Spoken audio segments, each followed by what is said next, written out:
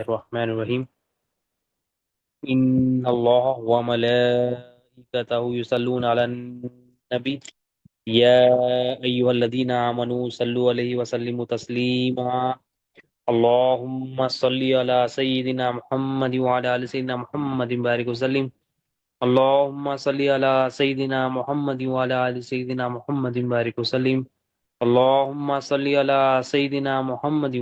وعلى آل سیدنا محمد بارک وسلم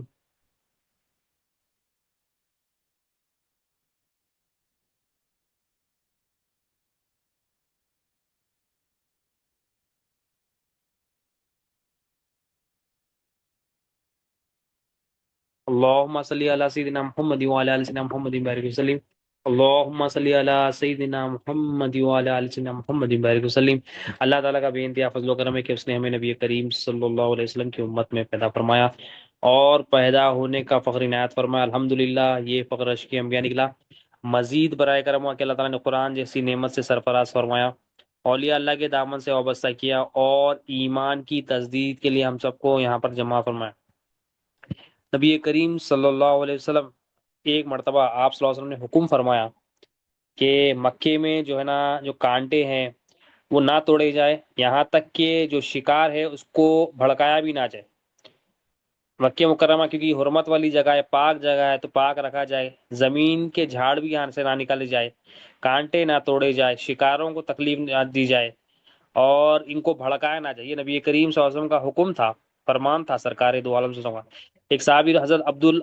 عباس رضی اللہ عنہ آپ عرض کرتے یا رسول اللہ صلی اللہ علیہ وسلم اذکر کی اجازت دیجیے۔ اذکر یعنی ایک قسم کی گھاس تھی، وہ ایک قسم کی گھاس ہے۔ اب وہ گھاس کے بارے میں حضرت عباس رضی اللہ عنہ فرماتے یا رسول اللہ یہ ایسی گھاس ہے جو لوہار کے لیے بھی کام آتی ہے اور گھر کی چھتوں پر بھی رکھی جاتی ہے، گھر کی چھتوں پہ بھی کام آتی ہے۔ لوہاروں کو جو ہے نا بھٹی میں ڈالنے کے لیے، کوئلے کو جلانے کے لیے کام آتی اور گھروں کی چھتوں پر اس کو ڈالا جاتا ہے۔ یا رسول اللہ یہ اجازت فرما دیجیے، یہ اجازت فرما دیجیے کہ اس کو جو ہے نا ایک اسپیشل جو ہے نا اجازت کو عطا فرما دی۔ حضرت عباس رضی اللہ عنہ کا قول تھا، کیونکہ یہ لوگوں کو کام آتی ہے، گولڈ سمتھ جو ہوتے ہیں، لوہار ہوتے ہیں، ان کو بھی کام آتی ہے کوئلے کو جلانے کے لیے، اور لوگوں کی چھتوں پر بھی جو ہے نا کام آتی ہے۔ حالانکہ سرکار نے فرمایا کہ جو ہے نا کانٹوں کو نہ توڑا جائے، کچھ بھی جو ہے نا نباتات کو تکلیف نہ دیا جائے اور شکار کو بھڑکایا بھی نہ جائے۔ پھر حضرت عباس رضی اللہ عنہ نے یہ جب پروپوزل کیا تو سرکار دو عالم صلی اللہ علیہ وسلم نے ارشاد فرمایا ہاں ٹھیک ہے۔ سرکار فرماتے ہیں اچھا ٹھیک ہے، اذکر کے لیے اجازت ہے، مگر یہ گھاس جو دوسروں کے لیے کام آ رہی، یہ سب کے لیے جو نا جو کام آ رہی ہے، لوہار کے لیے کام آ رہی، گھروں کی چھتوں پہ رکھی جا رہی ہے۔ اذکر یعنی جو اذکر جو گھاس ہے، اذکر کے لیے اجازت فرمائے سرکار دو عالم سے۔ مطلب کیا ہے یہاں پر یہ پتا چلا، اللہ والے بتاتے ہیں کہ نبی کریم صلی اللہ علیہ وسلم کی زبان مبارک کا جو کمال ہے، زبان مبارک میں جو جنبش ہے، یہ ایسی جنبش اللہ تعالیٰ نے رکھی ہے کہ یہ قدرت کا رب کا قانون ہو جاتا ہے کہ آپ صلی اللہ علیہ وسلم جب کوئی حکم دے دے، جس چیز کو حکم دے دے وہ ہو جاتی، جس چیز کو منع کر دے وہ بھی قانون الہی ہو جاتا ہے، اور جس چیز کو منع نہیں کرے وہ بھی قانون الہی ہوتا ہے، یعنی رب کی مرضی ہو جاتی ہے۔ ہمارے آقا کی یہ شان اللہ تعالیٰ نے عطا فرمائی کہ نبی کریم صلی اللہ علیہ وسلم کی زبان مبارک کی جنبش کا یہ کمال ہے کہ وہ رب کا قانون بن جاتی، وہ رب کا۔ ہم کل بھی ہم نے دیکھا کہ حج کے فرائض کے بارے میں کہا گیا تھا اور رمضان کی تراویح کے متعلق تھا کہ نبی کریم صلی اللہ علیہ وسلم کے احکامات کے بھی سرکار دو عالم سے مالک ہے، اللہ تعالیٰ نے آپ کو ملکیت عطا کی۔ اب ایک اور واقعہ ہے کہ نبی کریم صلی اللہ علیہ وسلم ایک مرتبہ جب ہجرت فرما رہے تھے مکے سے مدینہ منورہ، راستے میں آپ صلی اللہ علیہ وسلم کے متعلق جو ہے نا کفاروں نے یہ اعلان فرما دیا تھا کہ جو نبی کریم صلی اللہ علیہ وسلم کو کی انفارمیشن دے گا یا پکڑے گا ان کو فلاں فلاں جو ہے نا اتنے 100 اونٹ جو ہے نا انعام۔ تو اس میں حضرت سراقہ رضی اللہ تعالیٰ عنہ بھی جو ابھی ایمان نہیں لائے تھے، تو ان کا بھی واقعہ ہے کہ آپ ایمان نہیں لائے، آپ بھی یہ نیت آپ کی بھی تھی، آپ اچھے شکاری تھے، آپ کی نیت تھی کہ میں نبی کریم صلی اللہ علیہ وسلم کو پکڑ لوں اور کفار کے حوالے کر دوں اور میں وہ انعام جو ہے نا پالوں۔ نبی کریم صلی اللہ علیہ وسلم راستے میں تھے، مدینہ منورہ کو جا رہے تھے، ہجرت فرما رہے تھے، ابو بکر صدیق رضی اللہ عنہ ساتھ میں تھے۔ اب حضرت سراقہ جو بھی ایمان نہیں لائے نبی کریم صلی اللہ علیہ وسلم کو تکلیف دے رہے ہیں، طویل واقعہ ہے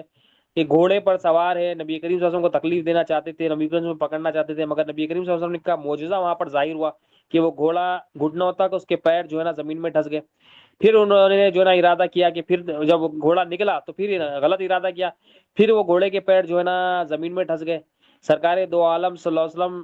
کی جو ہے نا یہ کمالات کو دیکھ کے ان کو احساس ہو گیا کہ یہ کوئی عام جو ہے نا چیز نہیں ہے، یہ تو واقعی اللہ کی قدرت ہے۔ تو آپ ایمان جب لائے تو نبی کریم صلی اللہ علیہ وسلم نے ان سے گفتگو فرما کے فرمایا، اے سراخا میں تو تیرے ہاتھ میں کسرا کے کنگن دیکھ رہا ہوں، کسرا جو نا پرشین امپائر کی جو کنگ ہے اس کے کنگن تیرے ہاتھ میں دے رہا ہوں۔ حضرت سراخا رضی اللہ تعالیٰ اب ایمان جب یہ بہت زمانے بعد ہونے والا تھا، یعنی نبی کریم صلی اللہ علیہ وسلم کے پردہ ہونے کے بعد، پردہ فرمانے کے بعد، حضرت ابوبکر صدیق رضی اللہ عنہ کے زمانے کے بعد، حضرت فاروق اعظم حضرت عمر فاروق رضی اللہ عنہ کا زمانہ ہے، دور خلافت ہے، جب مسلمانوں نے فتح کیا، جو ہے نا پرشین امپائر کو فتح کیا، وہاں کی کسرا کی کنگن سونے خود اٹھائے۔ حضرت عمر فاروق رضی اللہ عنہ، کیونکہ نبی کریم صلی اللہ علیہ وسلم نے حضرت سراخا کو کہہ دیا تھا، آپ کی مبارک زبان سے یہ الفاظ نکل گئے تھے، اے سراخا میں تو تیرے ہاتھ میں سونے کے کنگن دیکھ رہا ہوں، اب اس مبارک کلام کے، اس مبارک حدیث کے، اس مبارک ارشاد کو تکمیل کرنے کے لیے، کمپلیٹ کرنے کے لیے، حضرت عمر فاروق رضی اللہ عنہ جو جلال والے شریعت کے سخت پابند ہے، سونا جو کسرا کے کنگن جو یہ مسلمان جو ہے نا لے کر آتے ہیں، فتح کر کے آتے پرشین، اتنے بڑے پرشین امپائر کو، حالانکہ حضرت سراخا رضی اللہ عنہ جب پریشان ہو گئے کہ میرے ہاتھ میں سونے کے کنگن کیسا، میں تو ایک عرب آدمی ہوں، وہ سونے کے کنگن اتنے بڑے بادشاہ جس کی پوری دنیا میں حکومت ہے، اس کو کیسا مسلمان فتح کریں گے، اس کو جو ہے نا اس کا سونا میں کیسا پہنوں گا۔ مگر حقیقت میں نبی کریم صلی اللہ علیہ وسلم کی پیشن گوئی تھی، اشارہ تھا کہ حضرت سراخا رضی اللہ عنہ ایمان لائیں گے اور مسلمانوں کی جماعت میں رہیں گے، جب زندہ بھی رہیں گے اور مسلمان جب فتح کر کے آئیں گے، حضرت عمر فاروق رضی اللہ عنہ ان کے ہاتھ میں وہ سونے کے کنگن پائیں گے۔ حضرت عمر فاروق رضی اللہ عنہ نے وہ نبی کریم صلی اللہ علیہ وسلم کے ارشاد کو یاد فرمایا، اللہ کی تعریف فرمائی اور کہا لاؤ سونے کے کنگن۔ اب نبی کریم صلی اللہ علیہ وسلم کے اس فرمان کی تکمیل کرتے، وہ فرمان کو پورا کرتے، حالانکہ سونا مرد پر حرام ہے، مگر نبی کریم صلی اللہ علیہ وسلم کے دہن مبارک کا کمال کہ اللہ کی محبوب صلی اللہ علیہ وسلم کی زمان مبارک کی جو جنبش تھی کہ سرکار نے فرما دیا کہ تم سونا پہن کر رہو گے، حضرت عمر فاروق رضی اللہ عنہ نے ان کو سونا پہنایا اور فرمان مصطفیٰ کی تکمیل۔ حالانکہ سونا کیا ہے، کنگن کیا ہے، سونے کے جائز نہیں، مگر نبی کریم صلی اللہ علیہ وسلم کا یہاں پر علم غیب، نبی کریم صلی اللہ علیہ وسلم کی جو بشارت، نبی کریم صلی اللہ علیہ وسلم کا جو فرمان اور صحابہ کا بھی ایمان کہ دیکھو حالانکہ سونا حرام ہے مگر وہاں پر یہ نہیں دیکھا گیا حرام حلال، نبی کریم صلی اللہ علیہ وسلم جس کو چاہے خصوصیت کے ساتھ کوئی چیز جائز کر دے اور جس کو چاہے خصوصیت کے ساتھ ناجائز کر دے، یہ ہمارے آقا صلی اللہ علیہ وسلم کی شان ہے۔ اب نبی کریم صلی اللہ علیہ وسلم کی سیرت مبارک کا سرکار دو عالم صلی اللہ علیہ وسلم جب اعلان نبوت کے 10ویں سال ہمارے آقا صلی اللہ علیہ وسلم دین کی تبلیغ کر رہے تھے، لا الہ الا اللہ کی دعوت ہر گھر میں دے رہے تھے، اور نبوت کا اعلان نبوت کا 10واں سال ہے کہ نبی کریم صلی اللہ علیہ وسلم ہر گھر جاتے، جس کسی سے ملتے لا الہ الا اللہ کی دعوت دیتے۔ تو ایک مرتبہ ایک قبیلے کی طرف آپ صلی اللہ علیہ وسلم تشریف فرما ہوئے، وہ قبیلے کی طرف جب لا الہ الا اللہ کی دعوت پیش کرنے گئے تو وہ قبیلے والوں نے انکار کر دیا اور الٹا نبی کریم صلی اللہ علیہ وسلم کے ساتھ موسینانہ جو ہے نا رویہ کرنے کے بجائے سرکار دو عالم صلی اللہ علیہ وسلم کو جو ہے نا تکلیف دینا شروع کی۔ اتنی تکلیف دیے وہ لوگ نبی کریم صلی اللہ علیہ وسلم کے سرکار دو عالم صلی اللہ علیہ وسلم کے نالین شریفین خون آلودہ ہو دین کی دعوت دینے کے، سرکار دو عالم صلی اللہ علیہ وسلم دین کی دعوت دینے کے، مگر دین کی دعوت کا بدلہ وہ کیا دے رہے ہیں، کفار مشرکین، کہ وہ سرکار کو تکلیف دے رہے ہیں، ایذا دے رہے ہیں، دشواریاں پیدا کر رہے ہیں، اور وہ دعوت بھی قبول نہیں کرے اور الٹا سرکار دو عالم صلی اللہ علیہ وسلم کو تکلیف دی۔ اللہ کے محبوب صلی اللہ علیہ وسلم کی تکلیف جب دیکھے، اللہ تعالیٰ نے ایک فرشتے کو بھیجا۔ اب وہ فرشتہ آتا ہے، عرض کرتا ہے یا رسول اللہ صلی اللہ علیہ وسلم، اور وہ بہت طاقت والا فرشتہ ہے، اللہ بہت قوت والا فرشتہ، اللہ تعالیٰ نے قوت والے فرشتوں کو بھیجا۔ اب نبی کریم صلی اللہ علیہ وسلم سے عرض کرتا ہے یا رسول اللہ صلی اللہ علیہ وسلم مجھے اجازت دیجیے، یہ 2 پہاڑ طائف کے مضبوط پہاڑ میں ان پر انڈیل دوں، ان کے اوپر ڈال دوں، اتنی قوت والا ہے، اتنی قوت اس کے پاس ہے کہ 2 پہاڑ کو اٹھا سکتا ہوں۔ نبی کریم صلی اللہ علیہ وسلم سے اجازت طلب کر رہا ہے، فرشتے بھی نبی کریم صلی اللہ علیہ وسلم سے اجازت طلب کرے کام کرتے ہیں۔ نبی کریم صلی اللہ علیہ وسلم کا وہ مرتبہ اور مقام ہے کہ نبی کریم صلی اللہ علیہ وسلم سے اجازت لے کے کرنا پڑتا، اگر اجازت لے کے آنا پڑتا، اجازت اوپر اللہ تعالیٰ سے لے کے آنا، پھر نبی کریم صلی اللہ علیہ وسلم سے اجازت لے کے عمل کرنا، پھر اجازت لے کے جانا۔ تو سرکار دو عالم صلی اللہ علیہ وسلم نے جب یہ سنا کہ 2 پہاڑ، وہ فرشتہ کہہ رہا ہے کہ 2 پہاڑ میں ڈال دوں گا ان کے اوپر، تو ہمارے آقا صلی اللہ علیہ وسلم رحمت للعالمین نے اتنی تکلیف وہ لوگ دیے، سرکار دو عالم کا نالین شریفین جو ہے نا خون آلودہ ہو گیا، مگر نبی کریم صلی اللہ علیہ وسلم نے اس کا جواب خون سے نہیں دیا۔ سرکار دو عالم صلی اللہ علیہ وسلم نے ارشاد فرمایا میں نہیں چاہتا کہ ان کو کوئی ہلاکت، ان کو تکلیف دو، حالانکہ تکلیف دی، مگر نبی کریم صلی اللہ علیہ وسلم کا طور طریقہ رہا کہ سرکار دو عالم صلی اللہ علیہ وسلم زندگی میں کبھی ذاتی طور پر کسی سے انتقام نہیں لی، اب ہمارا عمل ہوتا ہے کہ ہمارا کوئی تکلیف دیا تو ہم ذات کے لیے، اپنے نفس کے لیے لوگوں کو بدلے کا بدلہ بولتے ہیں، مگر نبی کریم صلی اللہ علیہ وسلم، نبی کریم صلی اللہ علیہ وسلم کے اہل بیت صحابہ کرام کی سنت ہے کہ ذات کے لیے، اپنے نفس کے لیے کوئی بدلہ نہیں لیتے، اپنے نفس کی خاطر کسی سے بدلہ لیتے ہیں۔ ہمارا عمل ہو گیا ہے کہ ہمارے نفس کی ناپاکی کی وجہ سے، دل کی ناپاکی کی وجہ سے ہم کیا کرتے، ہم اللہ بولتے زبان سے، اللہ کے لیے بولتے، مگر ہمارے نفس کے لیے عمل ہوتا ہے ہمارا جو بھی کرتے۔ نبی کریم صلی اللہ علیہ وسلم کا ہر عمل اللہ کے لیے، نبی کریم صلی اللہ علیہ وسلم کی ہر دوستی اللہ کی، نبی کریم صلی اللہ علیہ وسلم کی محبت اللہ تعالیٰ کی، نبی کریم صلی اللہ علیہ وسلم کسی سے دشمنی کرتے تو اللہ تعالیٰ کی، مگر ذات کے لیے نبی کریم صلی اللہ علیہ وسلم نے کبھی کبھی جو ہے نا، صحابہ کرام فرماتے کبھی بدلہ نہیں لیا۔ اب یہاں پر نبی کریم صلی اللہ علیہ وسلم فرشتے کو بھیجے اللہ تعالیٰ، مگر سرکار کی سیرت کا خوبصورت حصہ دیکھیے کہ سرکار دوران میں منع فرما دی، کہا میں نہیں جاتا کہ ان کو کوئی تکلیف ہو، مگر ہاں سرکار فرماتے مجھے امید ہے کہ ان کی نسل میں سے ایسے لوگ پیدا کریں گے جو اللہ تعالیٰ ہی کی عبادت کریں گے اور اس کے ساتھ کسی کو شریک نہیں کریں گے۔ اب یہاں پر آقا صلی اللہ علیہ وسلم کی نظر رسالت کدھر ہے؟ نظر رسالت اس جگہ ہے کہ یہ لوگ ایمان نہیں لائے، مگر ان کی نسل میں ایسے لوگ آئیں گے جو لا الہ الا اللہ دلوں میں اتاریں گے اور صرف اللہ کی عبادت کریں گے اور اللہ کے ساتھ کسی کو شریک نہیں کریں گے۔ یہ سرکار دو عالم، بے شک یہ سرکار کی پیشن گوئی اور حق بھی ہوئی، مگر سرکار دو عالم صلی اللہ علیہ وسلم جو دین کی دعوت دینے گئے، بتا رہے ہیں دین کی دعوت دے رہے ہیں، لا الہ الا اللہ سمجھا رہے ہیں، تو تکلیف دے رہے ہیں وہ لوگ الٹا، مگر سرکار دو عالم صلی اللہ علیہ وسلم اختیار رکھتے ہوئے وہ فرشتے کو بھی بھیجے اللہ تعالیٰ، پہاڑوں کو اٹھا کے ڈال دے سکتا، مگر سرکار فرما رہے میری نظر ان کے نسل پر ہے، میری نظر ان کے ایمان پر، ان کی نسل کے ایمان پر، وہ لا الہ الا اللہ ضرور لائے گی اور کس اللہ کے ساتھ شرک گئی۔ تو معلوم یہ بھی ہوا کہ سرکار دو عالم صلی اللہ علیہ وسلم ہر نبی جو بھی دعوت دیتے سب سے پہلے کیا دیتے؟ لا الہ الا اللہ کی دعوت دیتے کہ اللہ کے سوا کوئی معبود نہیں، اللہ کے سوا کوئی حاجت روا نہیں، اللہ کے سوا کوئی رازق نہیں ہے، اللہ کے سوا کوئی مدد کرنے والا نہیں، اللہ کے سوا کوئی پرورش کرنے والا نہیں، اللہ کے سوا کوئی ہماری حاجتوں کو پوری کرنے والا نہیں ہے۔ یہ ایمان کی دعوت تمام انبیاء علیہ السلام دیتے ہیں، حتیٰ کہ نبی کریم صلی اللہ علیہ وسلم نے بھی سب کو جو دعوت دی ہے، دعوت کا طریقہ یہی ہے، سب سے پہلے لا الہ الا اللہ کی دعوت دی جائے۔ دین میں دو چیزیں ہیں، ایک ہے ایمان اور ایک عمل صالح۔ ایمان کیا ہے؟ لا الہ الا اللہ جب وہ دل میں اتر جاتا تو ایمان ہے، اور ایمان کیا ہے؟ مقدم ہے، ایمان ٹاپ ہے۔ ایمان آپ کے پاس کتنی بھی آپ صدقات کر رہے ہیں، خیرات کر رہے ہیں، جیسا نان مسلمز بھی کرتے ہیں صدقات خیرات، مگر وہ کلمہ طیبہ جو ہے نا اللہ اور اس کے رسول کا ذکر جس میں ہے اس سے محروم ہے، مگر دنیا میں تو اللہ تعالیٰ ان کو فائدہ دیتے ہیں، مگر آخرت کے فائدوں سے محروم ہو جاتے، آخرت میں فائدوں سے جو ہے نا محروم ہے۔ لیکن نبی کریم صلی اللہ علیہ وسلم کا ذکر، اللہ کا ذکر کلمہ طیبہ میں، کلمہ پڑھنے والا جب عمل کرتا ہے تو اس کلمہ طیبہ کی برکت یہ ہوتی ہے کہ اللہ تعالیٰ اس کا عمل مقبول بھی کرتے، محبوب بھی کرتے، اٹھا کے بھی رکھتے اور اس کو برکتیں عطا کرتے۔ ایمان لانے کا ایک ہی ذریعہ لا الہ الا اللہ محمد رسول اللہ، تمام انبیاء علیہ السلام یہی کلمے کی دعوت دیے، حتیٰ کہ موسیٰ علیہ السلام پوچھے اللہ تعالیٰ مولا تیرے قرب کا ذریعہ مجھے بتا، تو اللہ تعالیٰ فرماتا ہے موسیٰ لا الہ الا اللہ محمد رسول اللہ۔ حضرت موسیٰ علیہ السلام نے عرض کی یا باری تعالیٰ، اے باری تعالیٰ یہ تو عام کلمہ ہے، مجھے کچھ خاص کلمہ عطا فرما جس سے میں تیرا قرب حاصل کروں اور تیرے قریب ہو جاؤں۔ تو اللہ تعالیٰ فرماتا ہے اے موسیٰ عام اور خاص، عام کے لیے بھی یہی کلمہ ہے، خاص کے لیے بھی یہی کلمہ، یعنی کلمہ طیبہ ایسا کلمہ ہے لا الہ الا اللہ محمد رسول اللہ جس کے بارے میں اللہ خود کہتا ہے فَعَلَمْ أَنَّهُ لَا إِلَهَ إِلَّا اللَّهُ، تم جانو لا الہ الا اللہ کیا ہے، یعنی جاننے کا حکم ہے لا الہ الا اللہ۔ فی زمانہ مسلمانوں نے کیا کیا؟ ہم نے کیا کیا؟ کلمے کو زبان سے پڑھ کے سمجھا کہ ہم نے کلمے کا حق ادا کر، ہم پہلا دوسرا تیسرا چوتھا کلمہ یاد کر لیے یا پہلا کلمہ یاد کر لیے، سمجھ لیے کہ ہم نے اس کا حق ادا کی دیا۔ اسلام میں 5 ارکان ہیں، کلمہ، نماز، روزہ، زکوٰۃ اور حج، مگر تمام انبیاء علیہ السلام، نبی کریم صلی اللہ علیہ وسلم نے نماز، روزہ، زکوٰۃ، حج، یہ تو نبی کریم صلی اللہ علیہ وسلم کی یہ ہجرت سے پہلے نماز فرض ہوئی تھی، ہجرت کے پہلے اعمال کا حکم آ گیا تھا، مگر ایمان کی تعلیمات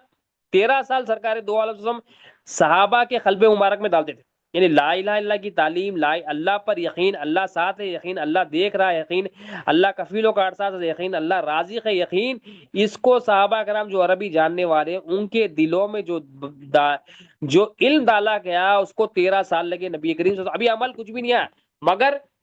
ایمان کے لیے صحابہ کرام کی ٹریننگ اس طرح ہوئی نبی کریم صلی اللہ علیہ وسلم نے، اور آج فی زمانہ کیا کر رہے ہیں ہمیں جو ٹریننگ جا رہی ہے، اللہ کا شکر ہے اولیاء اللہ سے نسبت ہے، پہلی اولیاء اللہ کیا کرتے ہیں؟ پہلے کلمے کی دعوت دیتے، ایمان کی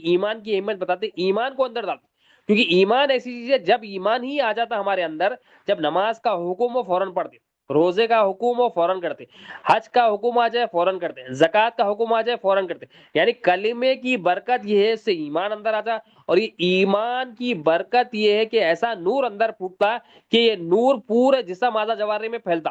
ہر عضو پہ اس کا اثر ہوتا. اور یہ نور جب ہر عضو پہ آتا تو بندہ کلمہ، روز نماز، روزہ، زکوٰۃ، حج کرنے لگتا. تو جاننے کا حکم ہے، فَعْلَمْ أَنَّهُ لَا إِلَهَ إِلَّا اللَّهُ. تم جانو لا الہ الا اللہ، تم جانو کہ کوئی مخلوق حاجت روا نہیں، تم جانو کہ کوئی مخلوق مالک نہیں ہے، تم یہ جانو کہ اللہ ہی حاجت روا، اللہ ہی مالک.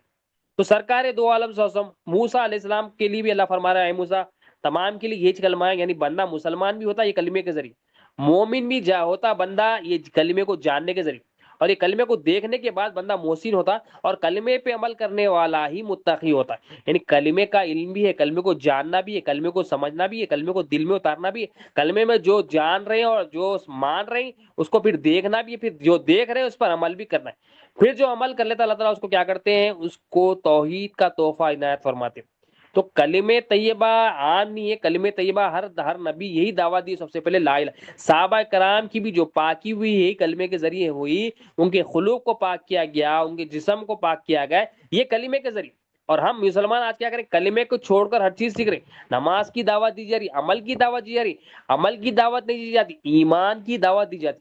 عمل کا حکم ہوتا ہے، ایمان والے کو حکم ہوتا ہے کہ نماز پڑھنا ہے، فرض ہے، پڑھنا ہی پڑھنا ہے. روزہ، زکوٰۃ، حج کا حکم ہوتا ہے، کرنا ہی کرنا ہے جب اگر فرض ہے.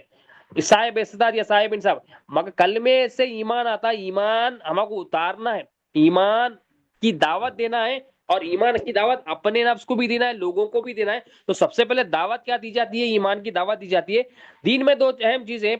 سب سے اہم چیز ایمان ہے. اگر یہ نہیں تو زکوٰۃ قبول نہیں، یہ نہیں تو روزے قبول نہیں، یہ نہیں تو صدقات قبول نہیں. اور یہ نہ ہونے کی وجہ سے ہمارے اندر خود پسندی آتی ہے، خود پرستی آتی ہے، نفس پرستی آتی ہے، مخلوق پرستی جاتی ہے، لوگوں کی پرستی جاتی ہے، مال پرستی جاتی ہے، اسباب کی پرستی ہمارے اندر آتی. یعنی یہ اللہ کے علاوہ جو بھی چیزیں ہیں اس کو ہم معبود بنا لیتے، وہ نہ ہو تو بے چین ہو جاتے، وہ آئے تو بڑے خوش ہو جاتے، چلے گئے تو پریشان ہو جاتے. یہ بتاتا ہے کہ ہم اسباب کو دل میں بٹھا لیے، اسباب سے ہماری محبت ہو گئی ہے، اسباب کے پیچھے لگے ہوئے اور اسباب کو معبود سمجھ رہے ہیں. حالانکہ زبان سے بول رہے ہیں اللہ ہی الہ ہے، کوئی الہ نہیں، اللہ الہ الا اللہ محمد رسول، زبان سے پڑھ رہی، مگر دل ہمارا دیکھے تو، مشاہدہ ہمارا عمل دیکھے تو دل کا یہ ہے کہ ہم مخلوق کے محتاج اور حاجت مند اور ضرورت مند بنے. مگر حقیقت میں جو مالک اور خالق ہے وہ صرف اور صرف اللہ تعالیٰ، اللہ کے سوا کوئی ہمارا خالق اور مالک نہیں، کوئی ہمارا رازق نہیں. تو ایمان آنے کی وجہ سے سرکار تو ہمیں بھی سب سے پہلے چیز کیا کرنا ہے، سرکار کی سیرت کا سب سے اہم، ہر حصہ تو اہم ہے مگر جو اصل حصہ ہے وہ کیا ہے، ایمان کی دعوت، لا الہ الا اللہ کی دعوت. تو لا الہ الا اللہ سیکھنا ہے، ہم کو سمجھنا ہے، اس کو جاننا ہے. یہ لا الہ الا اللہ سے ہی بندہ مسلمان بنتا، بندہ مومن بنتا، بندہ محسن بنتا، بندہ متقی بنتا. یہ لا الہ الا اللہ سے تمام جو ہے نا اعمال خوبصورت ہوتے، تمام اعمال اللہ کے پاس محبوب ہوتے، تمام اعمال اللہ کے پاس مقبول ہوتے. لا الہ الا اللہ ہے تو سب کچھ ہے، لا الہ الا اللہ نہیں ہے تو دلوں کا سکون بھی نہیں ہے. لا الہ الا اللہ ہے تو وہ بندگی ہے، لا الہ الا اللہ ہے تو نبی کریم صلی اللہ علیہ وسلم کی اطاعت ہے، لا الہ الا اللہ ہے تو اللہ کی اطاعت ہے، لا الہ الا اللہ ہے تو جو ہے نا بندہ مولا کے پاس درجے پاتا. لا الہ الا اللہ سے ہی تمام چیزیں ہیں، تمام اعمال خوبصورت ہوتے، نماز، روزہ، زکوٰۃ، حج، خیرات، قرآن کا پڑھنا. اور لا الہ الا اللہ سے دل میں نور آتا، لا الہ الا اللہ سے دل پاک ہوتا، نفس پاک ہوتا. لا الہ الا اللہ سے ہی تمام چیزیں ہوتی ہے. تو نبی کریم صلی اللہ علیہ وسلم اور حتیٰ کہ تمام انبیاء علیہ السلام جتنے بھی اور اولیاء اللہ بھی جو آج کام کر رہے ہیں، یہ نبی کریم صلی اللہ علیہ وسلم کی سنت ہے. سب سے پہلے جو ہے نا کیا بتاتے ہیں، ایمان کے بارے میں بتاتے کہ ایمان کتنی اہم چیز ہے. ایمان کیا، ایمان هو الیقین، یقین کیا کرنا کہ ہمارا الہ، ہمارا حاجت روا اللہ تعالیٰ ہے. تو سرکار دو عالم صلی اللہ علیہ وسلم یہاں پر اختیار فرما رہے ہیں، اختیار ہونے کے باوجود، قوت ہونے کے باوجود ہمارے آقا کی شان کیا ہے. دیکھیے نبی کریم صلی اللہ علیہ وسلم فرما رہے ہیں، حلم اتنا ہے ہمارے آقا کا کہ فرما رہے ہیں نہیں میں بدلہ نہیں چاہتا، میں جو ہے نا ان کو تکلیف میں دیکھنا، ہلاکت نہیں چاہتا ان کی، مگر مجھے امید ہے ان کی نسل جو ہے نا ایمان لائے گی، اور ایسا ایمان لائے گی کہ اللہ کے ساتھ کسی کو شریک نہیں، کہ اللہ کے ساتھ کسی کو شریک نہیں کرے گی. تو یہ ایمان تو نبی، تو بات کیا ہے کہ نبی کریم صلی اللہ علیہ وسلم کی حلم اور بردباری کا عالم یہ ہے، سب سے زیادہ حلم رکھنے والے، سب سے زیادہ کمال اور سب سے زیادہ بردباری، سب سے زیادہ قوت برداشت رکھنے والے ہمارے آقا صلی اللہ علیہ وسلم دین کی دعوت دے رہے ہیں. تو ہمارے آقا صلی اللہ علیہ وسلم بتا رہے ہیں کہ دین کی دعوت میں جو تکلیفیں آئی ہے، مطلب ہم کیا سمجھتے ہیں، کسی کو کچھ بولتے ہیں ہم تو بولتے فوراً میری سن لینا، اور میری نہیں سنا تو انہیں اٹھاؤ کھڑ گیا، اس کو اٹھا کے پھینک دیتا ہوں الٹے. مطلب یہاں پر سرکار دو عالم بتا کر آگے تکلیف بھی دیے وہ لوگ، مگر سرکار دو عالم صلی اللہ علیہ وسلم صبر اور حلم کا مظاہرہ فرما رہے ہیں، بتا رہے ہیں میں اتنا قوت والا ہوتے ہوئے بھی اللہ تعالیٰ نے اتنی قدرت اور معجزات مجھے دیے، اتنے ہوتے ہوئے میں بدلہ لے رہا ہوں، اور امید کیا کر رہا ہوں کہ وہ ان کی نسل ضرور ایمان لائے گی. ابھی اچھی امید کے ساتھ سرکار بتا رہے ہیں مجھے امید ہے، تو سرکار دو ان سے بدلا نہیں دیا. تو ہم کیا کر رہے ہیں، ہم بھی اب لا الہ الا اللہ نہیں اترنے کی وجہ سے، نفس ناپاک ہونے کی وجہ سے، دنیا کی محبت دل میں ہونے سے، لوگوں پر بھروسہ ہونے کی وجہ سے ہم ہر کام کیا کرتے ہیں اپنے نفس کے لیے کرتے، بدلا لیتے لوگوں سے، اور بہانے ڈھونڈتے کہ ہم جو ہے نا لوگوں سے کیسا بدلا لے، کیسا جو ہے نا نفرتوں کا جو ہے نا نتیجہ نکالے، کیسا جو ہے نا نبی شیطان کو نفس کو خوش کرے، کیسا جو ہے نا جو نفس جو ڈومینیشن چاہتا ہے ہمارے جسم پر، ہمارے قلب پر، اس کو اور ڈومینیٹ کرے. یہ ہمارا حال ہو گیا ہے. مگر نبی کریم صلی اللہ علیہ وسلم نے کبھی بھی سرکار دو عالم کی اپنی ذات کے لیے کبھی بھی جو ہے نا انتقام نہیں لیا ہمارا آقا کی شان. تو اور یہاں پر بتایا جا رہا ہے کہ ہم تک جو دین پہنچا ہے اتنی تکلیفوں کے بعد، اتنی قربانیوں کے بعد پہنچا ہے، ورنہ اتنا جو ہے نا پیچھے اس کی سیکریفائسز ہے، قربانیاں ہیں نبی کریم صلی اللہ علیہ وسلم کے، صحابہ کرام کے، ہم سوچ بھی نہیں سکتے، تصور بھی نہیں کر سکتے. ہم بول رہے خالی جو نا یاد کر. ایک مرتبہ ایک صحابی رسول حضرت خباب رضی اللہ عنہ نبی کریم صلی اللہ علیہ وسلم کی بارگاہ میں آتے ہیں. سرکار دو عالم صلی اللہ علیہ وسلم کعبۃ اللہ کے سائے میں آرام فرما رہے تھے، اور لیٹے ہوئے تھے ہمارے آقا، سر مبارک کے نیچے جو ہے نا چادر مبارک تھی، اور ہمارے آقا آرام فرما رہے تھے. حضرت خباب رضی اللہ عنہ قریب پہنچے اور عرض کی یا رسول اللہ اسلام، جو ہے نا وہ ٹائم پہ بھی جو ہے نا نبی کریم صلی اللہ علیہ وسلم اور صحابہ کرام کو جو ایمان لاتے ان کو تکلیف دیتے. تو وہ صحابی رسول عرض کرتے یا رسول اللہ کیا آپ ان کے لیے بدعا نہ کر دیں، بہتر ہے ان کے لیے بدعا نہ کرتے. حضرت خباب فرماتے ہیں تو سرکار دو عالم صلی اللہ علیہ وسلم اٹھ کر بیٹھے، اور شہر مبارک سرخ ہو گیا. چہرے مبارک ہمارے آقا کیا ہے، سرخ ہو گیا. جیسا ہی سرخ ہو گیا، سرکار نے فرمایا تم سے پہلے ایسے لوگ گزرے ہیں جو لوہے کی کنگیاں ان کے سروں پر رکھ دی جاتی اور وہ گوشت ان کے علیحدہ علیحدہ ہو جاتے، اور آرا ان کے سر پہ رکھ دیا جاتا اور وہ دو ٹکڑے ہو جاتے. تم سے پہلے ایسے لوگ گزرے، ان کے پاس یہ تھا کہ وہ آرے سے دو ٹکڑے ہو جاتے، اور جو ہے نا سر پر ان کے رکھا جاتا، آرے سے دو ٹکڑے ہو جاتے، لوہے کی کنگیاں رکھی جاتی اور گوشت علیحدہ علیحدہ ہو جاتا، پھر بھی وہ اپنے دین کی مخالفت نہ کرے. جو بھی ان کے پاس دین تھا اس کی مخالفت نہ کرے، اس پہ ٹکے ہوئے رہے. مطلب سرکار دو اعظم یہاں پر بتا رہے ہیں کہ پچھلے زمانے میں تو دین کی حفاظت کے لیے اتنا کوشش کرے، اتنا صبر کرے، دین نہیں چھوڑے. ہم آج کیا ہے چھوٹی چیز کے لیے جو ہے نا نماز چھوڑ دیتے، رات میں دعوت ہے، صبح نماز چھوڑ دیتے، چھوٹے 4 پیسوں کے لیے جھوٹ بول دیتے. مطلب ہم جو ہے نا اپنا دین بنا لیتے اور اپنا دین پیش کر کے آتے، اور ہم کیا سمجھتے ہیں میں مسلمان ہوں. حالانکہ مسلمان کے معنی کیا ہے، فرمانبردار. مسلمان کیا ہے، اطاعت کرتا اللہ اور اس کے رسول کی. مگر ہم چھوٹی چھوٹی چیزوں میں کیا کرتے ہیں، اپنی مرضی رکھیے، اپنا دین بنا لے کے بولتے ہیں میں تو اللہ کے اور اس کے رسول کے دین کو. یہاں نبی کریم صلی اللہ علیہ وسلم فرما رہے ہیں کہ نبی کریم صلی اللہ علیہ وسلم جو ہے نا سرکار تو فرما رہے ہیں کہ یہ اتنی قربانیاں ہوئی ہے، لوگ جو ہے نا دین کی مخالفت ہوتے ہوئے بھی سروں کو کاٹ دیا گیا، گوشت علیحدہ علیحدہ ہوا، مگر پھر بھی وہ دین کو نہیں چھوڑے، اور فرماتے ہیں مجھے یقین ہے اللہ تعالیٰ کمال کو یہ دین کو پہنچائے، یہ کمال کو دین پہنچا جائے گا. تو بتانے کا مقصد یہ ہے کہ نبی کریم صلی اللہ علیہ وسلم نے جو دین کی دعوت دی، سب سے پہلے ایمان کی دعوت دی، اور جب ایمان کی دعوت دی گئی سرکار دو عالم کو بہت تکلیف دی گئی، اور سرکار دو عالم اس کو برداشت کرتے رہے. صحابہ کو بھی یہ تلقین دیتے رہے جب تک اللہ کا حکم نہیں آیا، مگر نبی کریم صلی اللہ علیہ وسلم برداشت کرتے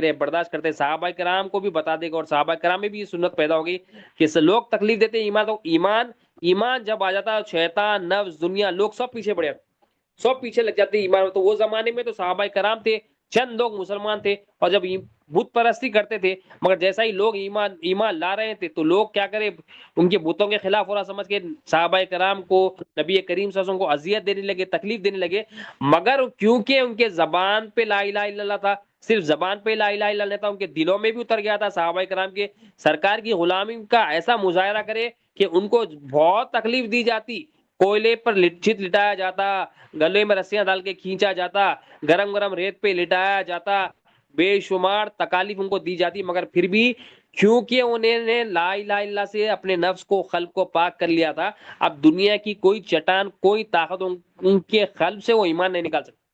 ویسا وہ کر کے بتا، کیونکہ ایمان دل میں آتا، جب دل میں اتر جاتا نا، دل میں اترنے کے بعد کیفیت یہ ہوتی ہے بندہ اللہ کا ہو جاتا، بندہ مولا کے حوالے کر دیتا ہر چیز، اور جب اللہ کی اور اس کے ایمان کی بات اللہ خود فرماتا، اللہ ولی الذین آمنوا، اللہ دوست ہے ایمان ہو۔ صحابہ کرام نبی کریم صلی اللہ علیہ وسلم کی غلامی کا ایسا مظاہرہ فرمائے کہ تکلیف پہ تکلیف ہوتی آتی، مگر دین کو نہیں چھیڑے، اور دین کو لوگوں تک پہنچائے بھی، اور دین کو لوگوں تک پہنچانے کے بعد پھیلائے بھی، جہاں جہاں بھی جاتے یہ دین کو بجاتے۔ تو ہمیں کیا کرنا ہے؟ سب سے پہلے اپنے اندر دین کو لانا ہے، اللہ سے یہی دعا کرنا ہے کہ مولا ہمارے نفس کو دیندار بنا، ہمارے قلب کو دیندار بنا، ہماری روح کو دیندار بنا، ہماری جسم کے ہر اعضاء جوارے کو جو ہے نا دیندار بنا، ہماری نسل کو دیندار بنا، ہمارے گھر والوں کو، ہمارے ماں باپ کو، سب کو دیندار بنا، کیونکہ دین ہی اصل چیز ہے، دین سے ہی دلوں کا سکون ہے۔ دین جب تک نہیں ہے تو جو ہے نا بے سکونی ہے، دین نہیں ہے تو بے چینی ہے، دین نہیں ہے تو مصیبتیں اور پریشانیاں اٹھا لیتی۔ دین اگر لے لیے، دین کو دل میں اتار دیے، اللہ کی مرضی کو سمجھ گئے، اللہ کے رسول صلی اللہ علیہ وسلم کی مرضی کو سمجھ گئے،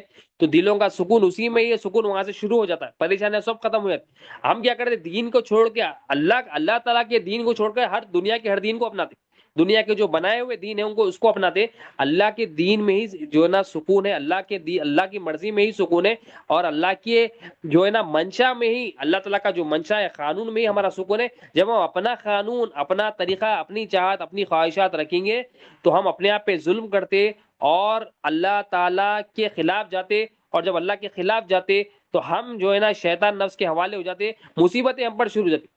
مصیبتیں کب شروع ہوتی؟ جب ہم اللہ کے علاوہ غیروں کو مالک دیکھتے، غیروں کو حاجت روا دیکھتے، اور غیروں کو رازق دیتے، اور سمجھتے اس سے میری ضرورت پوری ہو رہی ہے، اور جب دیکھتے غلط دیکھتے اس سے میری ضرورت پوری ہے، تو اس کے سامنے عاجزی اور انکساری کرتے، اس کی عبادت کرنے لگتے، اس کے فقیر بن جاتے، اس کے محتاج بن جاتے، اور اس کو ہی سب کچھ سمجھتے۔ اچھا کوئی نوکری کر رہا ہے آج کے زمانے تو کیا سمجھتا ہے؟ انہیں نوکری ہی میری سب کچھ ہے، نوکری کے نوکری ہے تو میں سکون میں ہوں، نوکری نہیں ہے تو میں سکون میں نہیں، مطلب اس کے ذہن میں یہ ہے کہ بھائی نوکری رہی تو میرا سکون ہے، نوکری نہیں ہے تو میرا سکون چلے تھا، بس اس کی ذہن سے انہیں بنا لیا۔ مطلب انہیں نوکری کرنے سے پہلے، نوکری جب نہیں کر رہا تھا تو سکون کہاں تھا اس کا؟ مطلب ہم کیا کریں؟ چیزوں کو، اسباب کو، چیزوں کو روک کے پکڑ کے بول رہے ہیں اس سے میرا سکون ہے، کوئی مال سے سکون بول رہا، کوئی کمپنی سے سکون بول رہا، کوئی جو ہے نا اپنے بینک بیلنس سے سکون بول رہا، کوئی کریڈٹ کارڈ ڈیبٹ کارڈ لے کے سکون بول رہا، کوئی لون لے کے سکون بول رہا، سمجھ رہا میری جو سکون ہے، میری جو دل کی راحت ہے اس میں سمجھ۔ ہماری راحت مال زیادہ ہونے میں بھی نہیں ہے، ہماری راحت مال کم ہونے میں نہیں، ہماری راحت سکون اور کیا ہے؟ نبی کریم صلی اللہ علیہ وسلم کی اطاعت میں، نبی کریم صلی اللہ علیہ وسلم کی غلامی میں، نبی کریم صلی اللہ علیہ وسلم کی محبت، یہی اسی میں ہمارا سکون، اور جو نبی کریم صلی اللہ علیہ وسلم نے طریقے بتایا اس کو ہماری زندگی میں لانا، اسی میں ہمارا سکون۔ آخر میں مولا سے دعا ہے اللہم صلی اللہ سیدنا محمد وعلی آلہ سیدنا محمد، سے اللہ جو کچھ کہا گیا سنا گیا بولنے سننے سے عمل کی توفیق، ہر دعا کے عمل میں اخلاص تھا، اور ہماری شادی کو قبول، اس میں جو غلطیاں ہوں گی معاف فرما، اپنے فضل و کرم سے دونوں جہاں میں کامیابی، عاجزی اور ان کی ساری کی دولت ہے، نبی کریم صلی اللہ علیہ وسلم کی ظاہری اور باطنی سنتیں تھا، اور سب کی دعاؤں کو جائز و خوب ماں باپ کا سایہ ہم پر سلامت رکھ، جیسا انہوں نے بچپنے میں رحم کیا تو اپنی شان کی معافی پر رحم فرما، ان کی تمام تکالیف پریشانی غموں کو دور فرما دے، جیسا انہوں نے بچپنے میں رحم کیا تو اپنی شان کی معافی پر رحم فرما، ہمارے بیوی بچوں کو باخودہ بنا، انہیں تیرے حوالے قبول فرما، ان کی عصمتوں کی حفاظت میں ہمیں ہمارے پی کو دو عالم میں ممتاز رکھ، ان کی دلی مرادوں کو پورا فرما، ان کے علمی روحی فضا سے ہم مالا فرما، تمام امت محمد اسسوں کو بخش دے والا اللہم اصلی امت محمد، اللہم رحمت محمد، اللہم فرج امت محمد صلی اللہ علیہ وسلم، جو مانگا وہ بھی عطا فرما، جو نہیں مانگا وہ بھی عطا فرما، جو مانگنے سے رہ گیا وہ بھی عطا فرما، اللہم صلی اللہ سیدنا محمد وعلی آلہ وسلم، سبحان ربک رب العزت عما یصفون وسلام علی المرسلین والحمد للہ رب العالمین، لا الہ